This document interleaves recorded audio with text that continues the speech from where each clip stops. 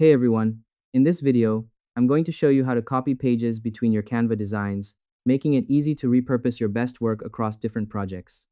First, open both designs. To make the transfer as smooth as possible, you should have both your source design and your destination design ready to go. Open your Canva dashboard and launch the project you want to copy from, as well as the project you want to copy into, in two separate browser tabs. This allows you to quickly toggle back and forth. In the 2026 interface, Canva's magic switch and grid view make it easier than ever to manage multiple pages at once. Next, use grid view to select pages. While you can copy elements individually, using grid view is the best way to move entire pages with their layouts intact. In your source project, click the grid view icon at the bottom right of the screen.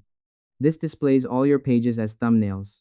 Click on the page you want to copy, or hold Shift to select multiple pages, then press Ctrl+C to copy them to your clipboard. Lastly, paste into the new project. Now, you just need to drop those pages into your new workspace.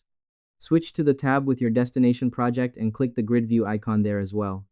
Click in the space between two pages where you want the new content to appear and press Ctrl+V.